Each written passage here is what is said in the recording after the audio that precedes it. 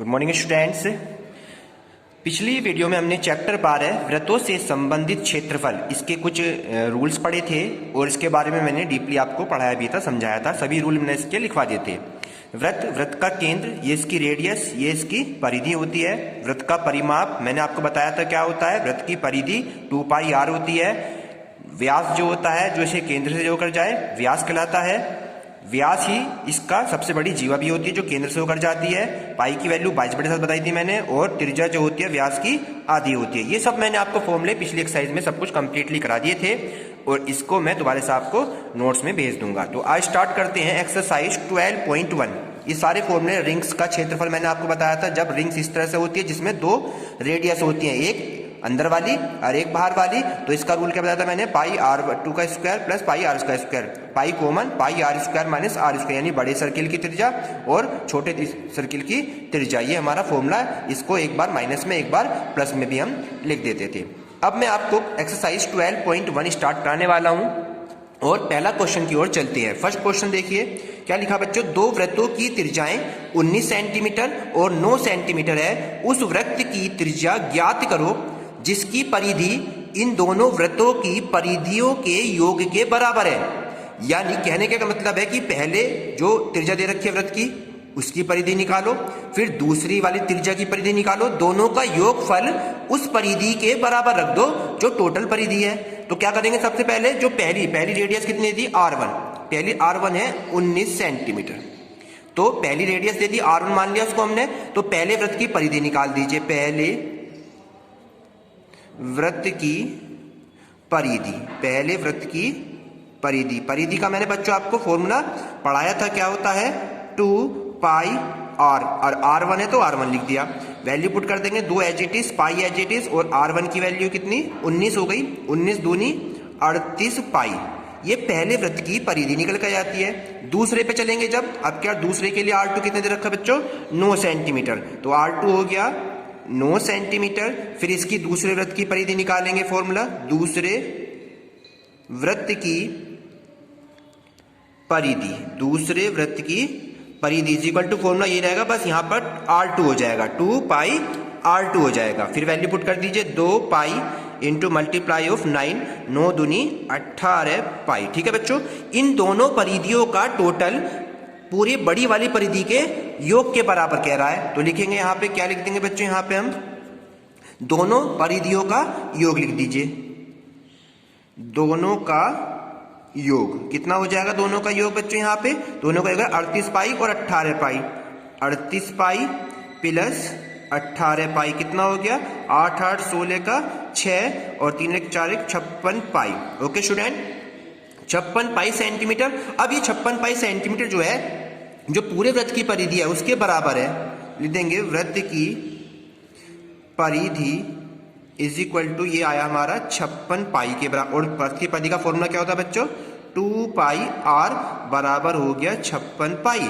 पाई से pi cancel out, त्रिज्या हमें निकालनी है, क्या है उसकी त्रिज्या ज्ञात कीजिए। वृत्त की त्रिज्या ज्ञात करनी है, तो 2 जाएगा इसके अपोन में, 56/2, 2 से डिवाइड करते हैं तो कितना आ गया, 28 दूनी 56। तो त्रिज्या कितनी आई बच्चों, 28 सेंटीमीटर आंसर। इस तरह क्वेश्चन करना है। सेकंड क्वेश्चन चलेंगे, बिल्कुल same to same second question है। चलिए सेकंड क्वेश्चन की ओर चलते हैं।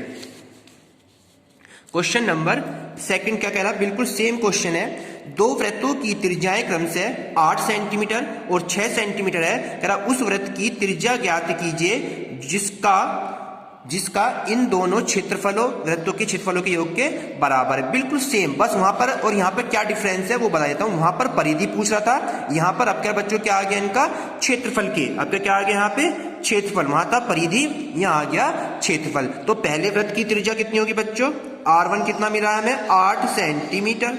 ठीक है, तो इसका पहले वृत्त का क्षेत्रफल निकालेंगे। क्या निकालेंगे बच्चों, यहाँ पे पहले वृत्त का क्षेत्रफल, पहले वृत्त का, वहां परिधि थी यहां क्षेत्रफल, पहले वृत्त का क्षेत्रफल। क्या होता है क्षेत्रफल बच्चों, पाई r स्क्वायर होता है, क्योंकि यहाँ पे r1 मानी है तो r1, पाई को पाई ही रहने दीजिए। अभी पाई ऐसी रख लीजिए, r की जगह हो गया 8 मल्टीप्लाई 8, कितने होते हैं 8 8 64 पाई। और ये सेंटीमीटर में है तो वर्ग सेंटीमीटर स्क्वायर। ठीक है बच्चों, ये पहले वृत्त के लिए हो गया। दूसरे वृत्त के लिए बात चलेंगे जब, तो वो R2 दे रखी है। R2 कितनी दे रखी है? 6 सेंटीमीटर। R2 हो गया 6 सेंटीमीटर। तो दूसरे वृत्त का क्षेत्रफल निकाल देंगे हम। दूसरे वृत्त का क्षेत्रफल, दूसरे वृत्त का क्षेत्रफल क्या होता है बच्चों? फॉर्मूला वही है ना, पाई आर स्क्वायर, बस यहाँ पे 2 लग जाएगा। और दूसरी रेडियस कितनी है? 6 है। पाई मल्टीप्लाई ऑफ 6 मल्टीप्लाई ऑफ 6, 6 छिंग 36 पाई वर्ग सेंटीमीटर। अब दोनों वृत्तों का क्षेत्रफल जो होगा इस पूरे वृत्त के क्षेत्रफल के योग के बराबर होगा, वो आपसे कह रहा है। क्लियर होगा बच्चों? तो दोनों वृत्तों का क्षेत्रफल क्या लिख देंगे? वृत्तों का क्षेत्रफल का योग। ठीक है बच्चों, क्या निकाला? पहला 64 पाई है और दूसरा निकाला 36 पाई। दोनों को प्लस कर देंगे, कितना हो गया? 64 36 100 पाई। अब ये किसके बराबर है? पूरे वृत्त के क्षेत्रफल के बराबर है। तो लिखेंगे वृत्त का क्षेत्रफल बराबर 100 पाई, और वृत्त का क्षेत्रफल होता है पाई आर स्क्वायर बराबर 100 पाई। पाई से पाई कैंसिल, तो आर स्क्वायर बराबर कितना है? 100, और जब स्क्वायर हटाते हैं तो 100 का स्क्वायर 100 कितना होता है? 10 आ जाता है। तो 10 सेंटीमीटर क्या होगी बच्चों? इसकी वृत्त की त्रिज्या निकल गया। वहां पर परिधि की बात कर रहा था, यहां पर किसकी बात कर रहा है? क्षेत्रफल की। नेक्स्ट क्वेश्चन की ओर चलते हैं इसके बच्चों हम। क्वेश्चन नंबर नेक्स्ट की ओर चलते हैं। चलिए क्वेश्चन नंबर नेक्स्ट क्या कह रहा है, पढ़ते हैं। कह रहा किसी कार के प्रत्येक पहिए का व्यास 80 सेंटीमीटर। एक कार है, उसके प्रत्येक पहिए का व्यास कितना है? 80 सेंटीमीटर है। यह कार 66 किलोमीटर प्रति घंटा की चाल से चल रही है। तो 10 मिनट में प्रत्येक पहिया 10 मिनट में प्रत्येक पहिया कितने चक्कर लगाता है? तो 10 मिनट में प्रत्येक पहिया जो है आपका वो कितने चक्कर लगाएगा? सबसे पहले हमारा व्यास दे रखा है बच्चों इसमें। जब भी कार के पहिए की पहले परिधि निकालेंगे, अगर व्यास हमें गिवन है, दिया हुआ है कितना, मैंने व्यास वाला ये फॉर्मूला लिखवाया था और रेडियस भी, तो व्यास दे रखा है 80 सेंटीमीटर। तो पहले क्या निकालेंगे हम? पहिए की परिधि निकाल लीजिए। पहिए की परिधि का फॉर्मूला हमारे पास 2 पाई आर होता है, लेकिन यहाँ पे आर है नहीं, चाहे तो हम इसका आर निकाल लीजिए, या सिंपल फॉर्मूला होता है परिधि के रूप में, जब व्यास गिवन है तो पाई डी लिखते हैं। तो पाई की वैल्यू होती है 22/7 इंटू डी कितना दे रखा है बच्चों यहाँ पे? 80। दोनों की मल्टीप्लाई करो क्योंकि डिवाइड तो होने का नहीं है, तो ऊपर गुणा करेंगे 22 0 0 और 22 अट्ठे कितने होते हैं? 176, और अपोन में कितना आ गया? 7। तो 1760 सेंटीमीटर ये किसका निकल गया? पहिए की परिधि निकल के आ गई। अब कार की चाल दे रखी है किलोमीटर प्रति घंटा में, 66 किलोमीटर प्रति घंटा ये कार की चाल है। जब भी किलोमीटर प्रति घंटा में मिलता है तो इसे चेंज कर लेते हैं मीटर प्रति मिनट में। ठीक है बच्चों, फिर इसको सेंटीमीटर में चाहेंगे तो सेंटीमीटर में चेंज कर सकते हैं कि आंसर के अकॉर्डिंग क्या आ रहा है। तो कार की चाल कितनी दे रखी है बच्चों यहाँ पे? 66 किलोमीटर प्रति घंटा दे रखी है। और 66 किलोमीटर को चेंज कैसे करवा रहा हूं मैं बताता हूं। 66 लिखो कि 1 किलोमीटर में 1000 मीटर होते हैं, बटे आवर हो गया कितना? 60। ओके स्टूडेंट, ये बनेगा काय में? मीटर प्रति मिनट में।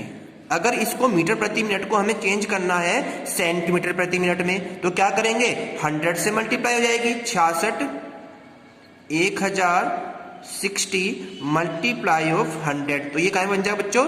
सेंटीमीटर प्रति मिनट में चेंज हो जाता है। ओके स्टूडेंट, अब सोल्व कैसे करेंगे? 6 से 1 0 कैंसिल, 6 1 जा 6 1 जा हो गया, 11 हो गया। तो कितनी जीरो? 1 2 3 4 जीरो लगा दो 11 के आगे। ठीक है, कितनी जीरो लगाते हैं? 2 एरी और 2 4 जीरो लग जाएगी आपकी। केवल 11 के आगे कितनी जीरो लग जाएंगी? 2 3 4 जीरो आपकी लग जाएंगी। ओके स्टूडेंट, सेंटीमीटर में ये आपका निकल के आ गया, कोई प्रॉब्लम नहीं है। 1000 यहाँ पर था, 60 यहाँ पर था और 100 आपके यहाँ पर था। ओके स्टूडेंट, तो 1 0 से 1 0 कट गए हमारे पास, तो 11 और 4 जीरो आपका निकल गया। अब क्या निकालना है? कार द्वारा 10 मिनट में, क्या कह रहा है? तो 10 मिनट में प्रत्येक पहिया कितने चक्कर लगाएगा? तो कार के द्वारा 10 मिनट में चली दूरी निकाल देंगे। कार द्वारा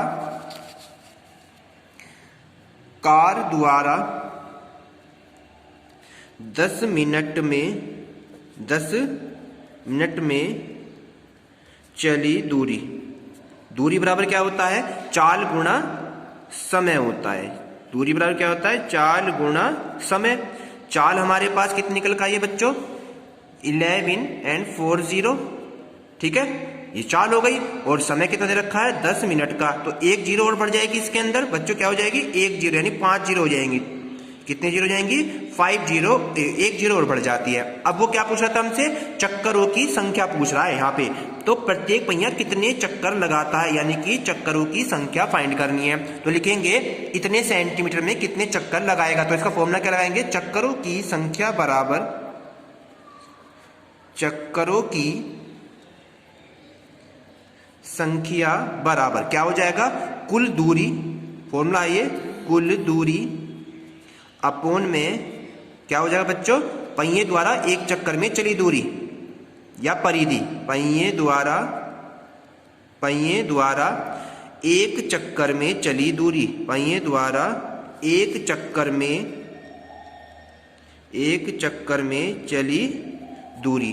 तो कुल दूरी कितनी थी उसकी, 1 और 50 एंड डिवाइड बाई कितना, पहिए द्वारा एक चक्कर में चली गई दूरी कितनी बच्चों निकाली थी हमने, कितनी निकाली थी, 1760 बटे 60, 1760 अपोन में 7। ये 7 क्या होगा, ऊपर चला जाता मल्टीप्लाई में इस तरीके से। तो ऊपर हो गया 1150 मल्टीप्लाई ऑफ 7 और नीचे कितना आ गया 1760। एक जीरो से एक जीरो कैंसिल कर देना और 176 से इसको जब डिवाइड करेंगे तो छोटा कर लेते हैं, आप इसे काट लीजिए, 7 दूनी 14, पूरा कैंसिल हो जाएगा, ये 7 दूनी 14 हो गया, कितने बच गए 15, 16 3 बच गए 36 हो गए, पूरा पूरा कैंसिल नहीं हो रहा बच्चों। तो 176 से पूरा पूरा इसे कैंसिल कर लेना और दोनों की मल्टीप्लाई इसको कर लेना। तो हमारा निकल कर आ जाएगा 4375। ओके स्टूडेंट, ये इतने चक्कर लगाता है।